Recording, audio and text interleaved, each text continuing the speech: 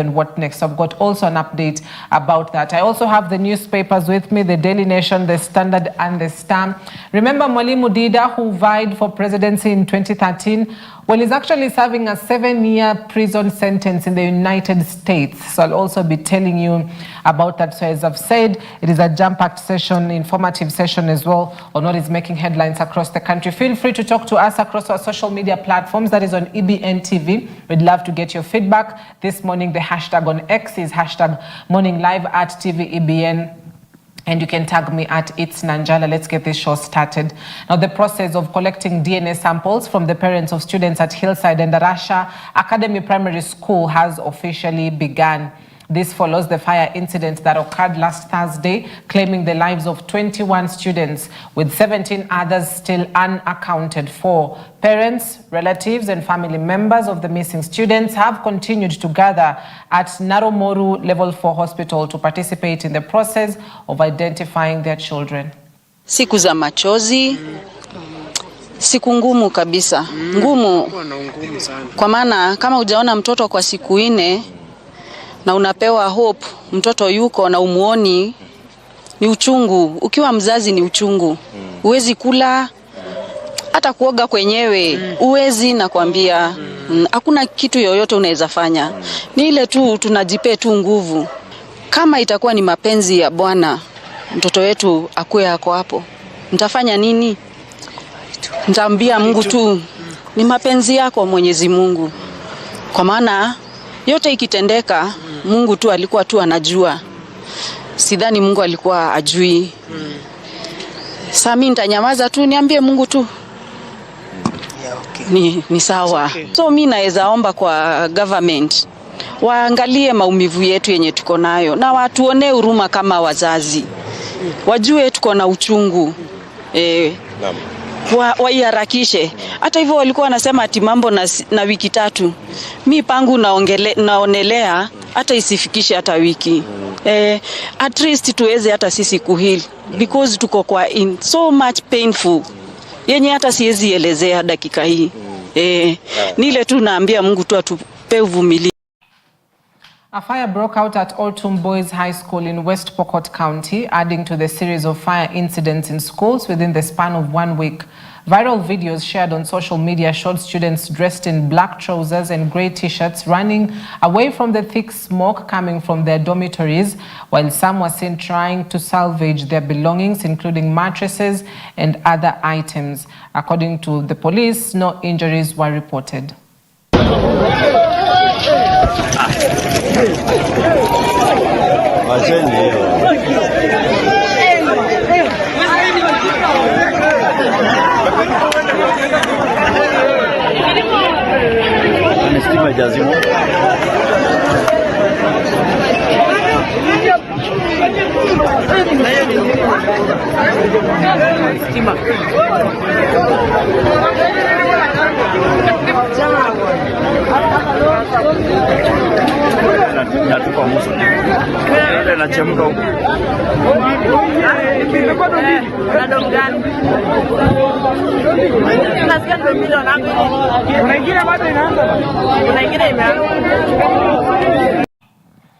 Now, police in Igembe, Meru County, are investigating another fire incident at Njia Boys High School, which destroyed property of unknown value. The fire broke out while students were having their supper and completely consumed the Jamhuri dormitory, which housed 150 students. None of the students' belongings in the dormitory was spared by the fire. Police reported no injuries, and the incidents follows yet again several other school fires, prompting calls for school administrators to be vigilant in ensuring the safety of students from such incidents.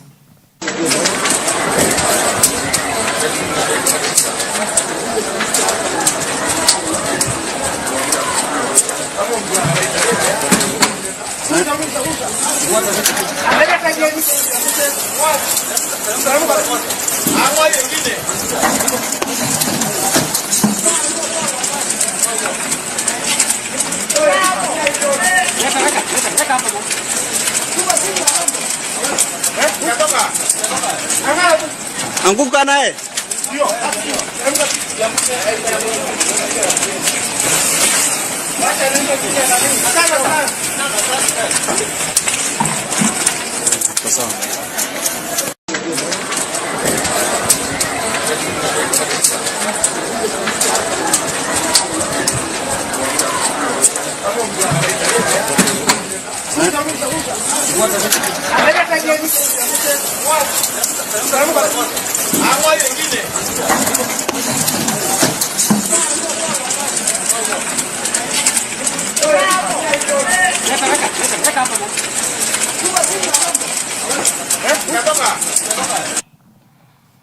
Now, perhaps more needs to be done, because we find ourselves yet again in this particular position when, you know, this kind of fire incidents may happen.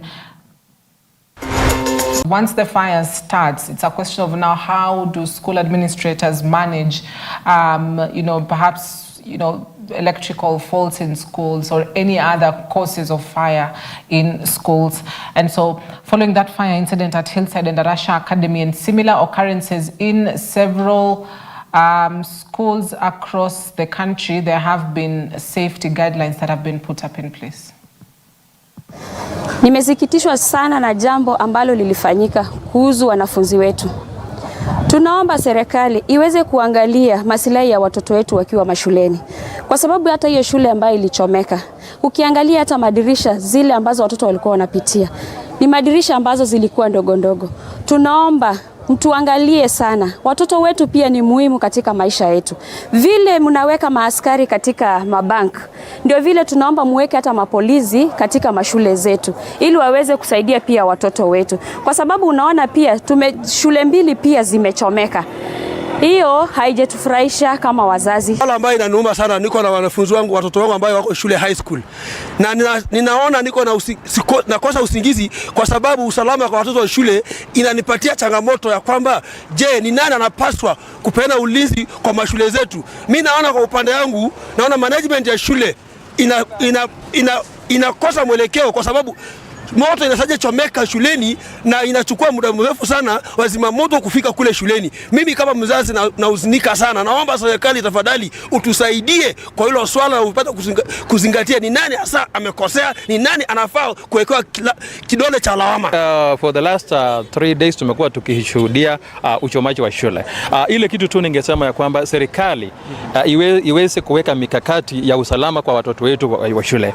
Tena ningependa tena kuwahimiza wasimamizi wa shule pia wajaribu kuongeza maneno ya usalama, hata kama ni kufanya patrols, kutengeneza hizo vitu zote, waone kwamba watoto wetu wako salama. Kwa sasa hizi kuna wave ya watoto wakisikia kwamba shule fulani imechomwa, hata pia shule zingine watoto wengine tena watajaribu kueneza hiyo maneno. So please, serikali pamoja na wasimamizi wa shule waweke mikakati ya usalama ndiposa watoto wetu wakuwe na usalama shuleni. Kwanza ambazo lazima sasa tukue nazo, lazima kwamba hizo fire extinguishers kila shule lazima wakuwe nazo. Maneno ya security pia lazima kuwe na patrols, kama wako na watu ambao wanafanya maneno ya security waongeze, kama ni 3 waongeze wakuwe 6, ndio watakuwa wanafanya patrols 24 hours. To the courts, the High Court has found Acting Police Inspector General Gilbert Masengeli guilty of disobeying court orders. Justice Lawrence Mugambi said impunity and open defiance cannot be allowed, and those hell-bent won't find refuge. Masengeli was required to appear in court on Monday to explain the circumstances surrounding the disappearance of 3 people in Kitengela who went missing on August 19th. Several summons have been issued by the court. However, Masengeli has snubbed all of them. On Monday, they sent the Deputy Inspector General of Kenya Police Service, Eliud Lagat, to represent him, saying he was in Wajir over security matters. However, Justice Mugambi, in his brief ruling, said the IG has held the court at ransom and is no longer able to ascertain what could have happened to the petitioners. When courts issue orders, they do not do so as suggestions or pleas to the persons at whom they are directed. Court orders issued ex cathedra are compulsive, peremptory, and expressly binding. It is not for any party, be he high or low, weak or mighty, and quite regardless of his status or standing in society, to decide whether or not to obey, to choose which to obey and which to ignore, or negotiate the manner of his compliance. This court has been very ready to hear explanations, to hear requests,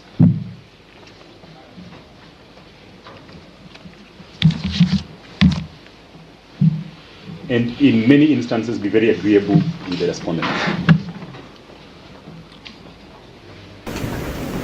The acting Inspector General of Police was held up at the cost on operational matters, specifically Lamu, and that he was proceeding to the northeastern corridor of the Republic, that is Wajir, Mandera, and those sites. My Lord, we did indicate to the court that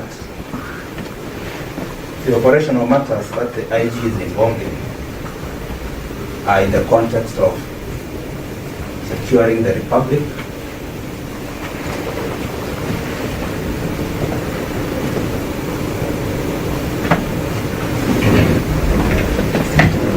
and that while we do not disclose the Republic the nitty-gritties of those operations. Students from the Technical University of Mombasa joined their counterparts across the country in protesting against the new university funding model, calling it punitive and discriminatory. Led by students' leaders from the Technical University of Mombasa, students expressed their dissatisfaction with the new funding model, stating that it would worsen inequality in education by denying many underprivileged students access to higher education. Tuko hapa tunafanya the grandmother of all demonstrations against the punitive and oppressive new funding model that seek to bring inequality in education. Sisi tunajua kwamba education is an equalizer between wale students ambao wako poor na wale students ambao wako rich. But hapa Kenya tunajua 99% of the students are poor. Sasa sisi tunauliza ni kwa nini tutaweza kudiscriminate aje poor comrades from poor comrades? Comrades power. Tutaweza kudiscriminate aje poor comrades walipe chache na poor comrades walipe more doing the same cause. Sasa sisi tumesema tuwezi kubali, we are not going to allow, we will not allow, and we cannot allow. Majority of the comrades are poor. Comrades hapa inabidi wafanye fundraising ndo waweze kulipa fee. Comrades wengine wanatoka villages and slums ambapo mahali ambapo ni hohe hahe, hata hiyo hohe hakuna, ni hahe peke yake imebaki. Here all of us, because we know we are being oppressed. You guys, you said that you are coming to the government to help us. Our president, you said that you're coming here to help the Mama Mboga, you're coming here to help the Boda Boda guys, and what are you doing to us? You're oppressing us and you are here to reject. Comrade power, we are here to... Education should be part of the basic right of human beings. The current president is a beneficiary of free education, beneficiary of free primary education, beneficiary of free secondary education. At this time, at moment, we should not be talking of a punitive finance model. We should be talking about free university education. Comrades power! Comrades power! And we want to say this, that we will not stop here. We will reject this new finance model every day, everywhere, in every corner that will be. Comrades power! Comrades power! And I want to leave you with one wisdom, that no matter how bad a man is, he can always serve as a good example of a bad man. Mr. President, do not be a good example of a bad man. Comrades power! I want to tell President William Ruto, you are a beneficiary of the free primary and secondary school education. Ulikuwa unapokea help ya kulipa fees 40,000 na hata hatujui ulisoma wapi hiyo doctorate. So this is what we are saying. We are willing to sustain this demonstration for as long as necessary. Shortly after returning from his visit to China, President William Ruto visited Kibera to inspect the affordable housing project.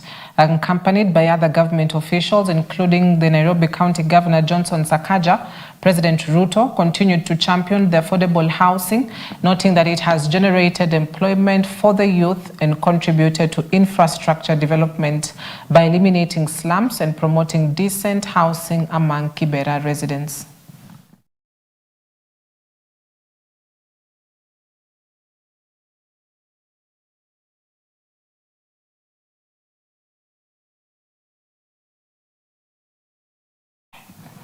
Now, the Kenya Hospital Association has issued a notice demanding the resignation of the Nairobi Hospital Management Board due to poor leadership and financial management. The association has threatened to go on strike against the Nairobi Hospital Management and has given them till Monday, the 16th next week, to resign, warning that they will hold healthcare services at the hospital if the board does not step down. The association stated that if these demands are not met, they will boycott their duties at the hospital. Our doctors will be requested to only attend to patients in wards and not to have any new admissions until this issue at OMPAS is properly, honorably, diligently, and effectively resolved. We call upon members of staff of the Nairobi Hospital.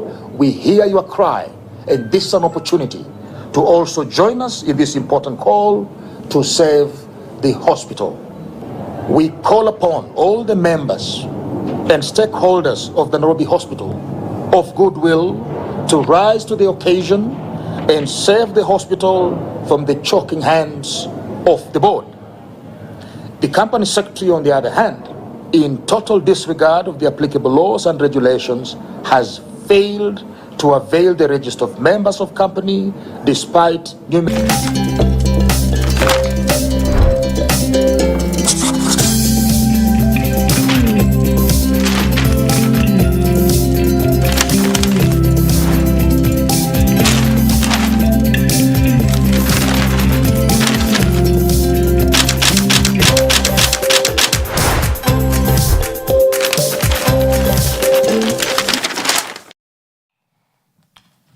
Welcome back. Thank you for staying with us. Let's get down to the newspapers.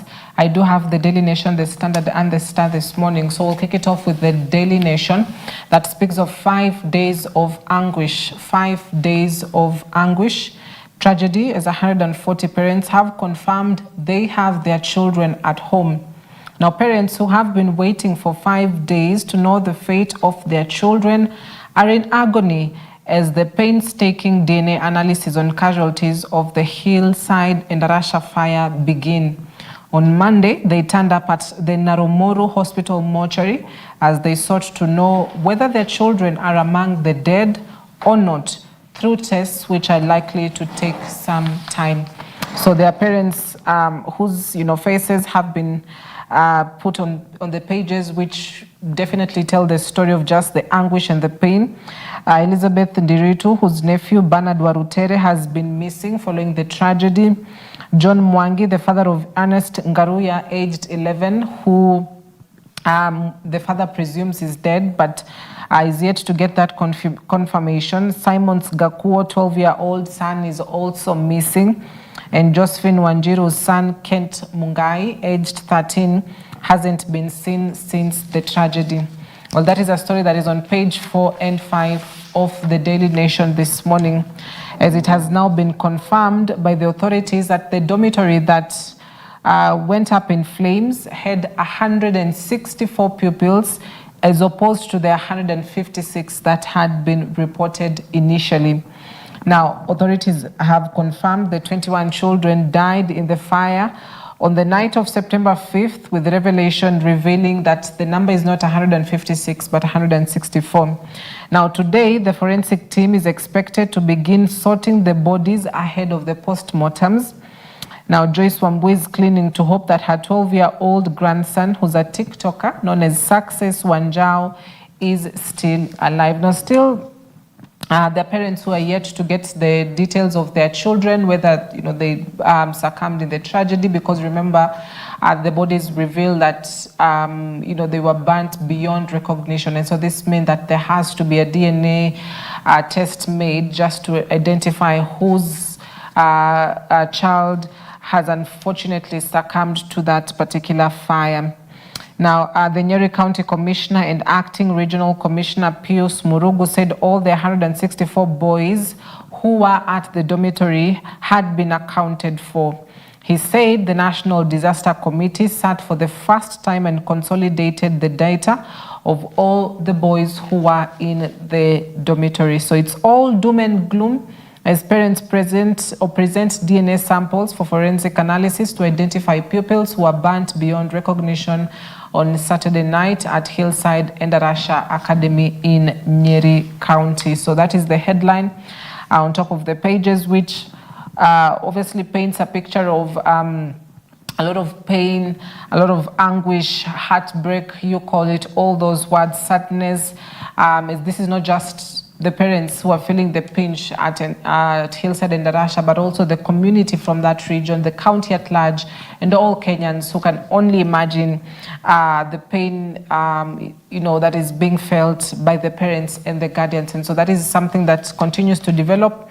We'll be keeping tabs, with the samples and the DNA testing and just when the postmortem kicks off tomorrow to identify whose child succumbed to the fire.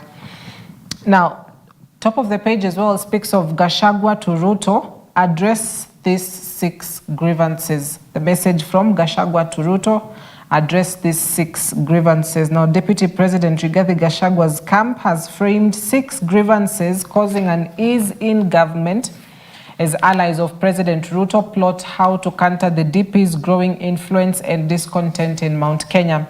Gachagua's campaign to rally the region appears to be winning him new allies, with Murang'a Senator Joe Nyutu and Gatanga Member of Parliament Edward Murio the latest of his fears critics to switch camp.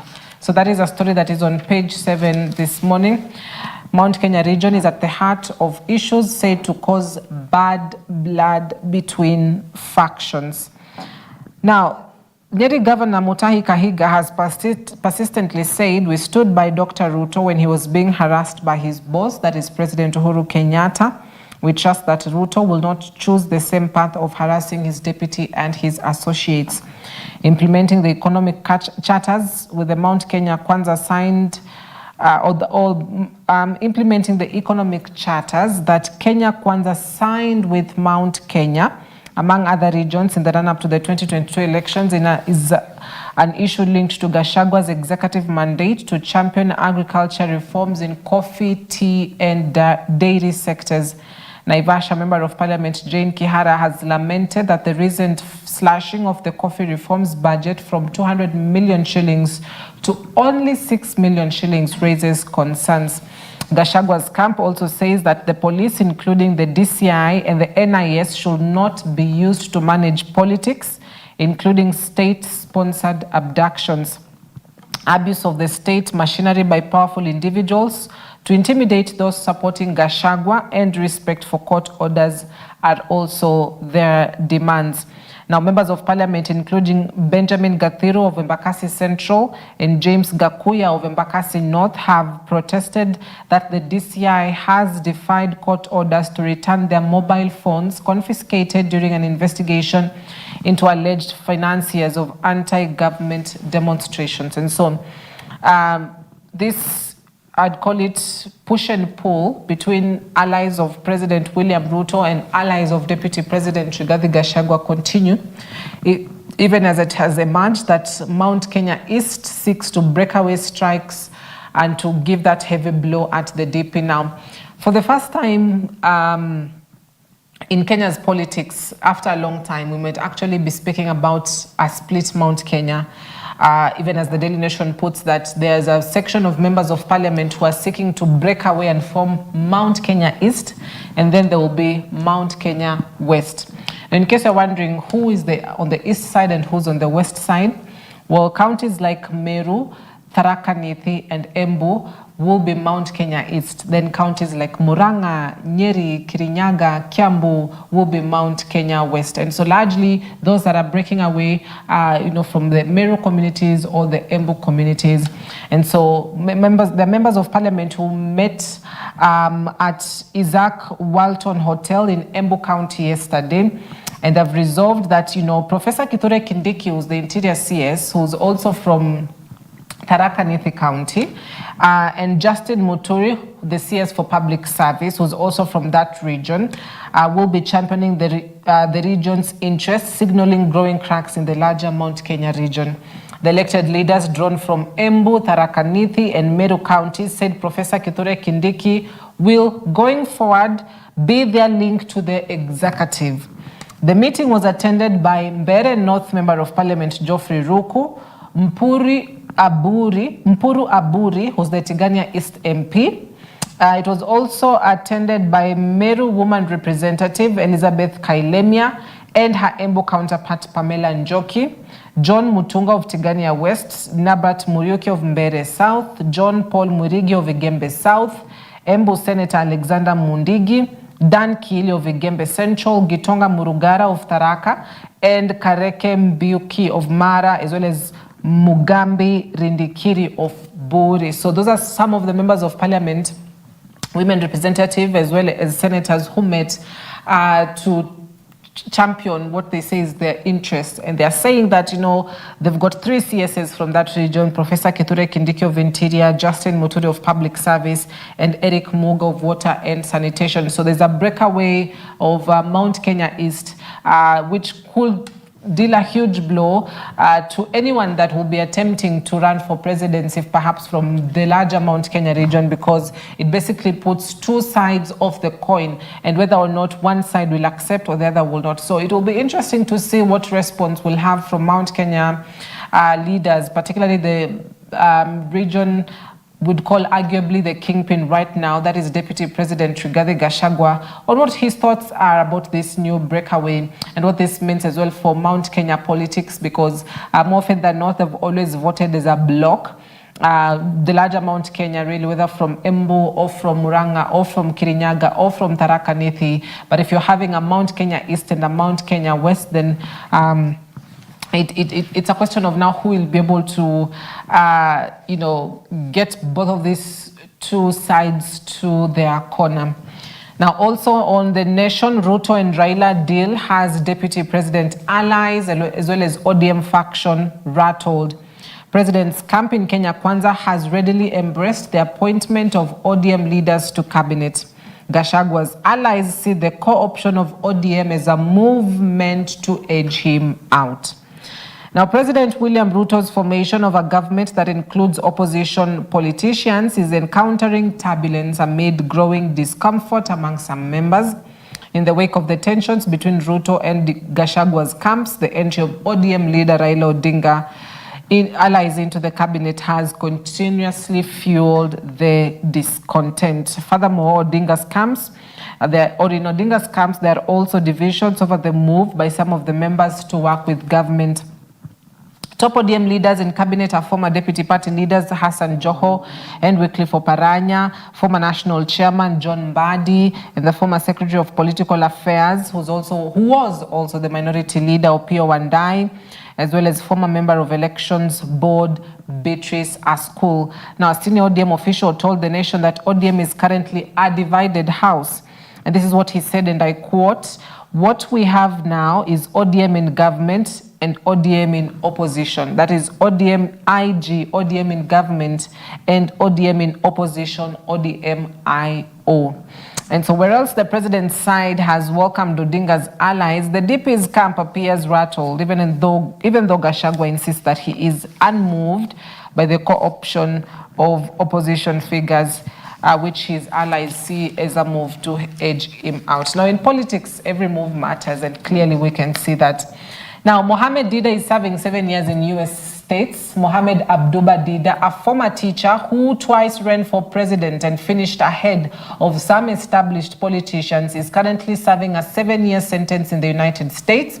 Dida is held at the Big Muddy Correctional Center in Illinois, where he has been since November 18th, 2022, after being found guilty of stalking and intimidating an unidentified individual in the Midwestern United States state.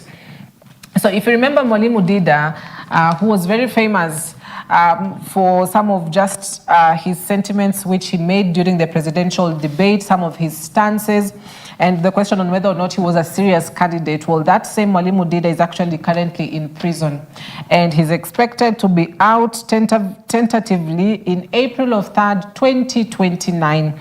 Now, he was accused of stalking and was actually convicted for 2 years in prison for the first count, which was stalking and transmitting threats to his victim. And the second count, he was found guilty of aggravated stalking and violation of a restraining order which barred him from approaching or talking to his victim.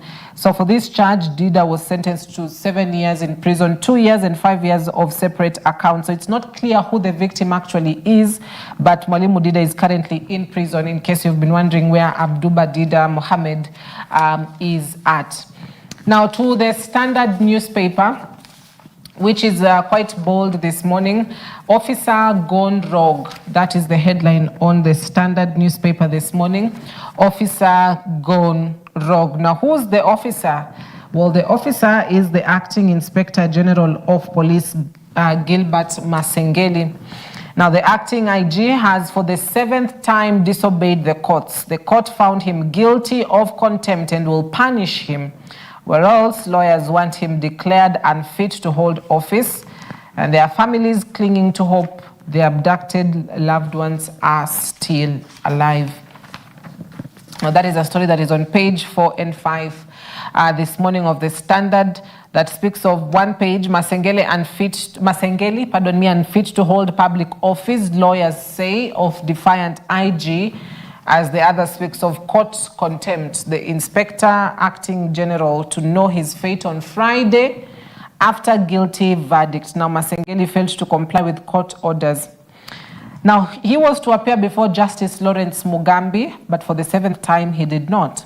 And so Justice Lawrence Mugambi has directed that the IG in acting capacity to appear on Friday for sentencing because he has been found guilty of contempt of court. Now, Masengeli repeatedly failed to comply with court orders related to the disappearance of 3 men in Kitengela, and Jamil Longton Hashim, his brother Aslam Longton, and an activist Bob Michem Njagi were abducted by people believed to be police officers. Witnesses reported that the 3 were forcibly taken away in saloon cars which sped off into the night. Hashim and Njagi had recently hosted a talk show on X-Space discussing national issues and raising concerns about government policies. Now, after their disappearance, the Law Society of Kenya moved to court to compel the police to produce them alive or dead.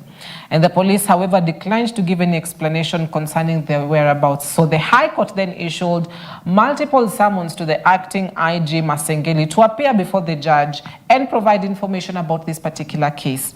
Now, despite the orders, Masengeli failed to attend court on 7 occasions. And so while making the ruling, the judge said impunity and open defiance by individuals who are determined to evade accountability cannot be tolerated. And so Justice Mugambi ruled that he hereby finds that Masengeli is guilty of contempt of court and accordingly convict him. Now, I'd love us to listen into that particular court proceeding. Joy, if we have it, you'll let me know on the ruling that happened in court where the Acting Inspector General of Police, Gilbert Masengeli, failed to appear yet again. And so he was found guilty of contempt of court, and the judge ordered that he appears on Friday for sentencing. Now, according to his lawyers, he was in Wajir County on security, or dealing with pressing security matters, but this is not the first time that he said that. So let's listen into that court session and what was said in it. When courts issue orders, they do not do so as suggestions or pleas to the persons at whom they are directed. court orders issued ex cathedra are compulsive, peremptory, and expressly binding. It is not for any party, be he high or low, weak or mighty, and quite regardless of his status or standing in society, to decide whether or not to obey, to choose which to obey and which to ignore, or negotiate the manner of his compliance. This court has been very ready to hear explanations, to hear requests,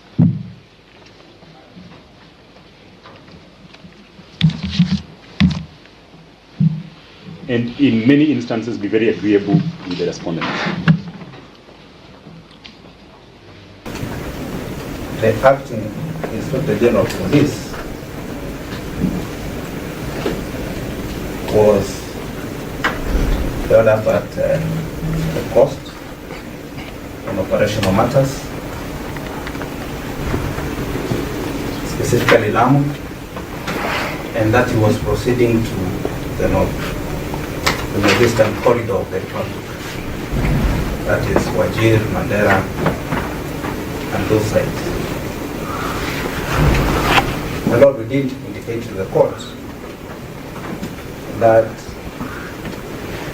the operational matters that the IG is involved in are in the context of securing the Republic,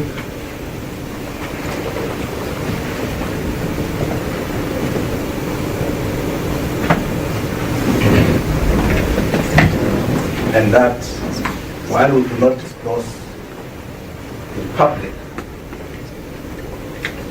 the nitty-gritties of those operations. Well, that was the situation in court, and it will be interesting to see what happens on Friday and whether or not Masengeli will show up. However, former LSK presidents Nelson Havi and Eric Theuri have also asked the court to commit Masengeli to civil jail for 6 months for defying court orders. They've also urged the court to impose a fine to be borne by Masengeli in his personal capacity and be deducted from his salary. Furthermore, they have also questioned the conduct of the IG, saying that the court should declare him unfit to hold public office. So, what a headline, really, what a headline. And just the sort of authority that Justice Lawrence Mugambi has been able to stamp on this case. In addition to that as well, Justice Mugambi has also summoned Lazarus Opicho, who's a commandant of the Special Government Body VIP Protection Unit. And Opicho, who's a police officer, is accused of attempting to interfere with the proceedings by contacting Justice Lawrence Mugambi's driver and bodyguard to inquire about his whereabouts before yesterday's court session. The judge has ordered Opicho to appear in court and explain his actions and why he was inquiring the whereabouts of Justice Mugambi. Now, the judge has reserved the sentencing of Masengeli and the explanation from Opicho for alleged interference for Friday. The judge has also rejected an attempt by the Attorney General Representative Charles Mutinda to suspend his decision to find Masengeli guilty of contempt, and Mugambi ruled and said the application for a stay is declined. A court of law cannot stay a conviction. So it will be interesting to see what happens on Friday. But at the same time, on matters to do with the incident in Endarasha, DNA parents to wait a month for pupils' identity. Caregivers of pupils who perished in a school fire will have to wait a bit to bury their children as debate on boarding schools surfaces. So that is also concerning the link to the headline on The Nation on the Endarasha fire. But at the same time, why NEP leaders snubbed DP Ruto's current meeting, and that is a story that is on page 12 this morning, where North Kenyan leaders failed to honor Gachagua meeting invite, which was on the North and Northeastern Development Initiative Consultative Forum at the Kenya School, at the current residence where he headlined that meeting. So the DP took a swipe at the leaders from 10 counties who failed to turn up, and the forum was to review performance of development projects in that particular region. So why didn't they turn up? Well, that's the big question, as they failed to show up. Now, the government is working with World Bank to implement projects in under NEDI, that is the region, the North and Northeastern Development Initiative, worth 300 billion shillings in West Pokot, Turkana, Samburu, Isiolo, Tana River, Lamu, Garissa, and Wajir, as well as Mandera. Among the leaders who attended the meeting, they were drawn from Isiolo, West Pokot, Turkana, and Samburu counties, which also saw development partners like CSS for Education, Julius Ogamba, Land CS, Alice Wahome, Water CS, Eric Muga, and principal secretaries participate. However, the governors were a no-show. So that is the headline on top of the Standard newspaper this morning. Then finally now to the Star newspaper that speaks of sharp divisions mark Ruto's 2-year rule. Sharp divisions mark Ruto's 2-year rule. President William Ruto's achievements so far, well, he's reduced the price of unga from 130 shillings to 100 shillings for a 2 kg packet. He's stabilized the Kenyan shilling against the dollar. He's completed the Kenol Sagana Road. He's created 160,000 jobs through the affordable housing program. Some 112,405 housing units have been completed. Employment of 56,000 teachers, as well as streamlined the competency-based curriculum. So those are the president's achievements so far, as headlined by the Star newspaper. However, there have also been sharp divisions, especially politically. If you remember the finance bill protests, the anti-finance bill protests, which moved that to the anti-government protests. You've also got the anti-university funding model protests, which have marked his 2 years rule. Remember also the Azimio protests, which happened in 2023 as well.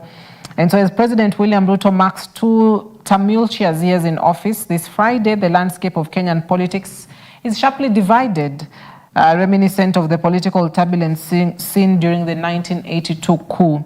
Ruto, who was sworn in on September 3rd, 2022, following a Supreme Court ruling that upheld his victory, has navigated a stormy political climate characterized by protests, economic challenges, and internal discord within his own UDA party. Remember, Cleophas Malala being the latest victim of that purge in United Democratic Alliance. Now, since taking office, Ruto has faced unprecedented challenges, including soaring cost of living, a ballooning national debt, and widespread protests led by a disillusioned youth demographic known as Gen Z.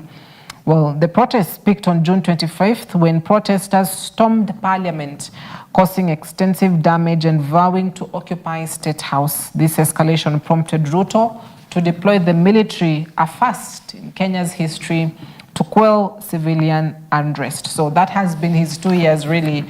And it's a question of, in terms of development, what has he really done? And the Star have been able to highlight that. Also, family of Kware killings victims demand closure. In a community that honors their dead more than the living, the family of Isaac Shatuma is shattered. He can neither resume work nor his children return to school until his daughter, whose body is being held by the police, is buried.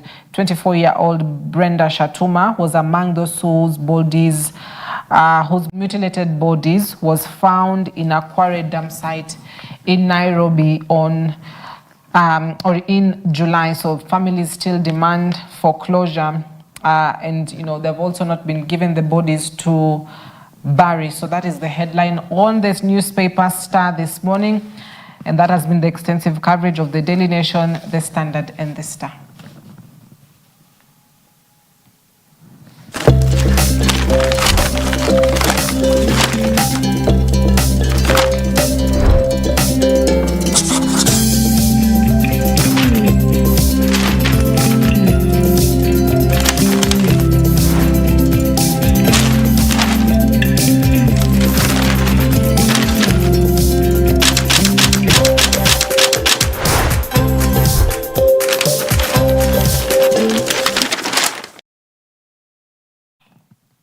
right, so that is where we wrap our session this morning. Unfortunately, our guest could not make it this morning. We were to have a conversation around civic education and why it matters, and hopefully we'll be able to catch him next time so that we can have an extensive conversation around civic education and why it is important that people understand the law, know the Constitution, and just some of the, of ways they can get accountability from their leaders as well. So we wrap it up at that point. My name is Cynthia Nanjala. Have yourself a blessed morning.